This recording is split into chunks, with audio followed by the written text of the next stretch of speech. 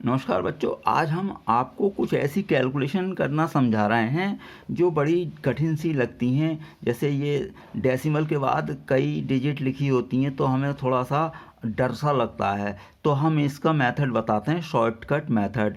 तो देखिए, shortcut method समझने से पहले आप ये समझिए कि कभी मान लो इसको पूरा मल्टीप्लाई ही करें तो कितना टाइम वेस्ट होगा। तो मैंने यहाँ पर मल्टीप्लाई करके रखा है, मैं वो आपको बता देता हूँ। दोनों आंसर का मेल मिला करके दिखाऊंगा कि कितना डिफरेंस आएगा। इन दोनों की मल्टीप्लिकेशन आ रही है 36.08722। देखिए, इतनी बड़ी मल्टीप्लिकेशन करने में थोड़ा टाइम लगेगा।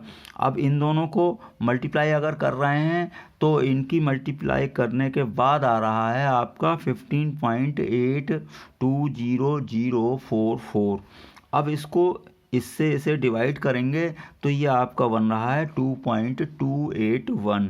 तो ये आपको पूरा मल्टीप्लिकेशन करने के बाद आंसर मिलेगा, जिसमें टाइम वेस्ट होगा। मैं आपको शॉर्टकट मेथड बता देता हूँ। तो देखिए, आप ये देखेंगे 6.782, ये पूरा 6 लिखें या 7, कैसे भाई? देखिए 6 पॉइंट, मान लीजिए यहाँ पर मैं लिख रहा हूँ 782। आप जानते हैं राउंडिंग ऑफ करना नंबर्स को। तो देखिए 2 को अगर छोड़ते हैं, यानी कि 5 या 5 से छोटे नंबर को अगर हम छोड़ें तो ऐसे ही छोड़ सकते हैं। और अगर 5 से बड़ा नंबर हम छोड़ते हैं, यानी बड़ी डिजिट को हम अगर छोड़ देते हैं, तो 5 से बड़े डिजिट को छोड़ेंगे तो उसको छोड़ तो देते हैं, लेकिन उससे पहले वाले में एक प्लस कर देते हैं, उससे पहली डिजिट में एक प्लस कर देते हैं, आप जानते हैं।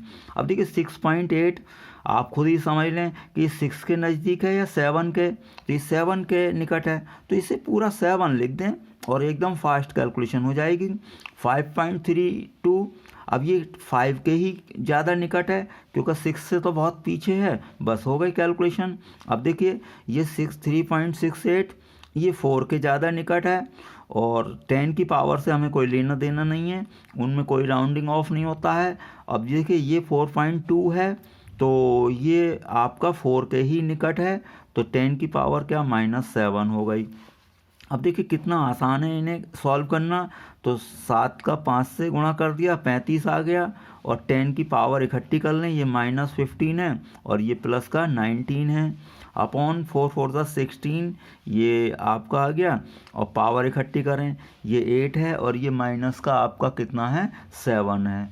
अब इन्हें हम 16 से डिवाइड कर रहे हैं तो ये आ रहा है 2.1875। अब 10 की पावर इकट्ठी करें तो देखिए -15 और ये कितना है 19, तो 19 में से -15 आप माइनस करेंगे तो ये बचेगा आपका 4 बचेगा, ठीक है। अपॉन में क्या बचेगा, 8 - 7, 10 की पावर 1। अब 10 की पावर +1 है, ऊपर जाएगी तो माइनस हो जाएगी, चलिए यहाँ पर मैंने लिख दिया। तो ये आपका बना 2.1875 और 10 की पावर 3।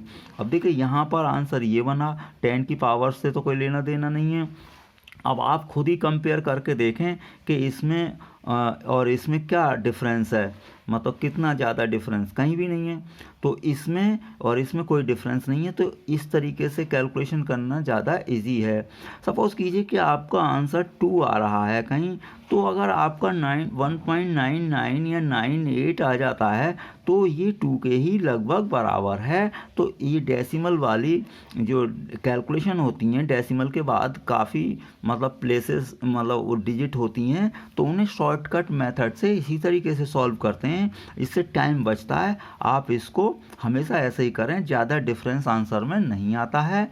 मैं समझता हूँ आप समझ गए होंगे। वीडियो देखने के लिए आपका बहुत बहुत धन्यवाद।